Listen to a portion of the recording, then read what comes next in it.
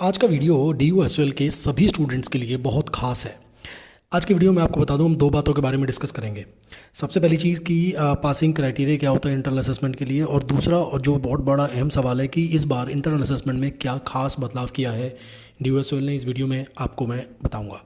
तो पहली बार आए हैं, सब्सक्राइब करिए, बेल आइकन ज़रूर प्रेस करना। और कुछ सब्जेक्ट्स की क्लासेस ऑनलाइन मोड पर अवेलेबल है मेरे साथ, डिस्क्रिप्शन में आपको उनकी डिटेल मिलने वाली है।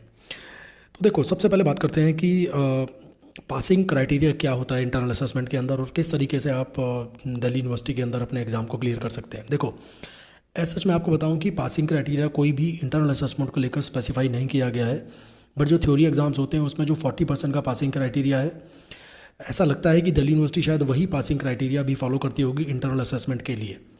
क्योंकि इंटरनल असेसमेंट के बाद, थ्योरी के एग्ज़ाम देने के बाद आपका रिजल्ट दिल्ली यूनिवर्सिटी की एग्जामिनेशन ब्रांच अपने हिसाब से प्रिपेयर करती है। तो एग्जैक्टली वो किस तरीके से प्रिपेयर करते हैं उसके बारे में किसी को भी जानकारी नहीं है। तो मैं आपको सिर्फ इतना बोलूँगा कि इंटरनल असेसमेंट में पासिंग क्राइटेरिया को लेकर आपको टेंशन लेने की ज़रूरत नहीं है। आप सिर्फ अपने ये ध्यान रखिए कि आप सारे इंटरनल असेसमेंट अपने कंपलसरी दें। कोई भी इंटरनल असेसमेंट आपका मिस नहीं होना चाहिए। जैसे अगर आपका 70 मार्क्स का इंटरनल असेसमेंट है तो आपके उसमें 35-40 नंबर भी आ गए तो आप आराम से इंटरनल असेसमेंट पर आप क्लियर माना जाना चाहिए, ऐसा मुझे लगता है। बिकॉज क्राइटेरिया कहीं पर कोई भी किसी तरह का मेंशन नहीं है।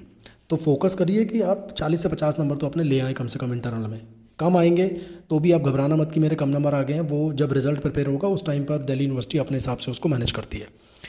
ठीक है, तो इंटरनल असेसमेंट फोकस रखिए और अपना फोकस आपका होना चाहिए थ्योरी वाले एग्जाम के ऊपर। बिकॉज थ्योरी के नंबर ज़्यादा इंपॉर्टेंट है, थ्योरी में पास होना भी बहुत ज़्यादा आपका ज़रूरी है। तो थ्योरी और इंटरनल दोनों में क्लियर करना ज़रूरी है और दोनों की एग्ज़ाम इंपॉर्टेंट है, कोई भी आपको मिस नहीं करना है। तो पासिंग क्राइटेरिया की टेंशन आपको नहीं लेनी है, उसको साइड में रख दीजिए अभी। अब दूसरी बात जो मैंने बोली थी, मैंने कहा था इस बार इंटरनल असेसमेंट में एक बहुत बड़ा चेंज कर दिया है DU ने। वो ये, नॉर्मली क्या होता था, जैसे एक ही सब्जेक्ट के दो बच्चे अगर पेपर दे रहे हैं तो दोनों के क्वेश्चन पेपर ना सेम आया करते थे पहले। दोनों के जो क्वेश्चंस होते थे वो सेम आते थे इंटरनल असेसमेंट के दौरान।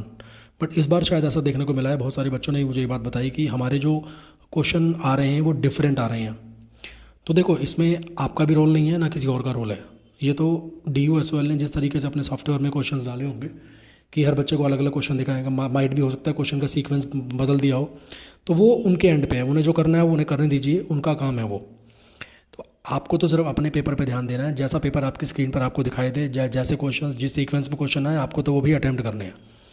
ठीक है, आपको कोई भी इशू आ रहा है, आप DU की जो उस नोटिस में जो इंटरनल असेसमेंट का था उसमें जो हेल्पलाइन नंबर है वहाँ पर कॉल करिए, मेल करिए, और वहाँ से भी आपकी प्रॉब्लम सॉल्व नहीं होती है तो सबसे बढ़िया तरीका है आप भाई SOL के ऑफिस विजिट करो और वहाँ जाकर आपकी प्रॉब्लम का सॉल्यूशन आपको मिल सकता है।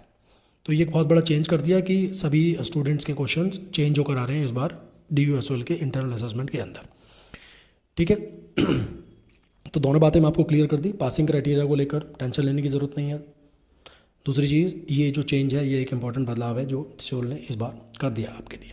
तो छोटी सी वीडियो थी, इन्फॉर्मेशन थी, अच्छी लगे तो अपने दोस्तों के साथ शेयर कर देना, और वीडियो अच्छा लगा हो तो चैनल सब्सक्राइब करे बिना वीडियो बिल्कुल मत छोड़ना। और हाँ, बेल आइकन आपको ज़रूर प्रेस करना है। डिस्क्रिप्शन में डिटेल है ऑनलाइन क्लासेस की, चेक कर सकते हो। आप कब मिलेंगे भाई? अगले वीडियो में मिलेंगे।